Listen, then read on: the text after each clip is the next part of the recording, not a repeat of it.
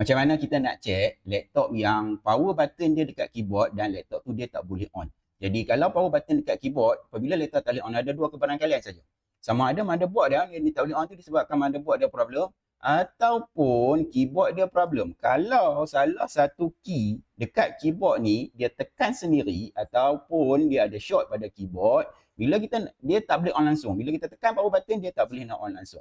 Jadi macam mana kita nak check kalau kita tak ada spare part keyboard dia, macam mana kita nak check? First kali hampa kena pakai power supply. Yang ni penting, memang kena pakai power supply sebab kita nak tengok bila kita tekan power button tu current tu dia ada naik ke dia tak ada naik. Jadi sekarang saya tunjuk pada power supply current ni 0.004. Current dia rendah sebab saya dah cabut bateri dia. Tapi kalau hampa pasang bateri, current dia akan jadi naik tinggi lah sebab dia akan charge bateri. Mungkinlah hampa akan dapat 1 M something ataupun 0. Berapa M lah dia punya current tu. So kena tengok bacaan dekat situ, kena make sure bacaan dekat situ. Dan sekarang ni tengok kat sini 0.004 current dia 0.004. Kita tekan power button. Kita tekan power button, current tu nampak dia ada perubahan ke dia tak ada perubahan. Kalau current ada perubahan, maksudnya sekarang ni 0.004, saya tekan power button, current tu ada naik sikit. 0.005 ataupun 0.00, dia ada perubahan lah. Walaupun 0.00 M, dia ada sikit perubahan. Maksudnya dia punya keyboard dia okey. Tak ada masalah. Yang tu dia tak boleh on disebabkan oleh motherboard lah. Tapi kalau kita tekan, kan? Kalau kita tekan, tak ada perubahan langsung. Dia nak senang, hampa cabut dulu bateri. Sebab kalau kita pasang bateri, nanti current tu dia akan naik tinggi sebab dia tengah duduk charge bateri. Kan? Jadi kita susahlah nak nampak sebab bila dia charge bateri, current itu sentiasa berubah, naik turun, naik turun, naik turun. Jadi susah. So nak senang, cabut dulu bateri, lepas tu tekan power button, tengok ada perubahan tak? Tak ada perubahan langsung, maksudnya keyboard dia problem. Bukannya masalah motherboard, masalah keyboard saja. Itu cara yang pertama. Cara kedua, macam mana kita nak double confirm lagi sekali, kita cabut keyboard connector tu. So sekarang ni, buka kat belakang, apa-apa laptop sama saja. Yang ni Acer Predator. Apa-apa laptop sama saja. First kali cabut bateri. Kalau ada bateri BIOS, cabut bateri BIOS.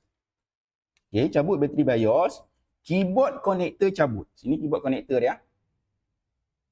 Bateri BIOS kat sini saya dah cabut dah tadi. Okay, yang ni keyboard connector. Cabut keyboard connector. Make sure bateri cabut dululah. Hampa nak buat kerja menetang ni, hampa jangan letak cabut bateri. Bateri wajib kena cabut. Cabut bateri dulu. Shutdown laptop, elok-elok, cabut bateri. Okay, cabut keyboard connector ni kat sini. Cabut macam tu, tak ada keyboard connector pasang. Okay, bila kita cabut bateri BIOS, ada sesetengah laptop yang bila kita cucuk saja charger, kita cabut bateri BIOS dan kita cabut bateri laptop, kita cucuk saja charger, laptop ni akan terus on. Jadi tengok pada bacaan current tadi 0.004, saya cucuk charger, nampak dia boleh on ke tak boleh on? 0.032 dia tak boleh on. Dia tak boleh on. Sepatutnya dia akan naik naik lagi tinggi lah current dia. So dia drop balik 0.004. 0.032 tu maksudnya dia current dia tu first dia nak load BIOS. So current dia akan tinggi sikit. So dia drop balik 0.004. So dia tak boleh on terus lah. Tapi kalau ada laptop yang dia boleh on terus bila kita cabut bateri BIOS dengan bateri laptop. Ataupun kalau laptop tu dia tak ada bateri BIOS, hampa cabut saja bateri laptop tu terus boleh on, boleh masuk Windows semua. So memang tak payah nak ikut step yang seterusnya apa, maksudnya dia terus tukar keyboard lah. So kalau macam sekarang ni 0.004 boleh on. So macam mana kita nak on? Tengok pada keyboard connector kat sini. Ini keyboard connector kat sini, yang ni hampa kena pakai multimeter. So sekejap saya nak onkan multimeter. Multimeter hampa kena pakai dalam keadaan diode mode. Buka kepada setting diode mode, pandai-pandai lah hampa cari macam mana nak setting multimeter hampa diode mode. Itu diode mode. Okey, ambil perut kelam merah. Okey, power supply cucuk tu. Ambil perut kelam merah.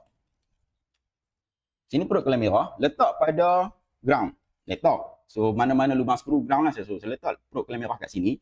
Perut color hitam ni kita akan lerekkan pada konektor keyboard tadi. Lerekkan, dia punya key dia adalah hampa kena lerekkan sebab kita, ataupun hampa boleh tengoklah dekat dalam dia punya schematic yang mana satu pin untuk on off kan, tapi saya malas nak tengok, saya lerekkan saja. Dia selalunya kat sebelah hujung kiri ataupun kanan. Nak zoom sikit. Nampak tak? Tengok bila saya lerekkan, ada tak perubahan current. Kalau ada perubahan current, maksudnya laptop tu dah on lah. Jadi lerekkan macam ni saja, nampak current dah naik kan. Dia drop, dia naik. Sebab apa jadi macam ni? Dia naik, dia drop macam ni. Dia naik balik current tu 1.8 sebab kita tak pasang bateri BIOS. So, bila kita tak pasang bateri BIOS, laptop dia akan initialize BIOS punya boot tu, dia akan on, dia akan off, dia akan on, dia akan off 2-3 kali lah. Dia akan restart balik. So, current tu dah tinggi dah tu, 1.9. Tapi dia tak boleh boot lagi, tak ada display apa. So, dia off balik tu, current 0.015. Dia on balik sampai 2M, 1.9 macam tu. 2-3 kali lah, hampa tunggu je. Tunggu sampailah dia boleh boot. Dan kipas pun dia dah pusing dah. Yang ni 2-3 kali juga dia akan boleh boot. Tapi yang ni maksudnya memang dah okey lah. So dia maksudnya dia tak ada masalah board pun. Dia hanya masalah keyboard saja. Sama juga kalau untuk laptop yang model Asus. Laptop cat ayam. Sekarang pun mereka pakai power button pada keyboard. Jadi kalau keyboard rosak, laptop tu tak boleh on. So dia boleh on, dia ada Cloud Predator, dia masuk Windows lah. Macam tu. Jadi bila dah masuk Windows macam ni, kita boleh check lah sound apa semua laptop dalam keadaan okey ke tak okey sebelum kita tukar keyboard. Jadi setakat tu saja perkongsian saya pada kali ini. Semoga bermanfaat. Jangan lupa like, komen dan share. Sekian, terima kasih.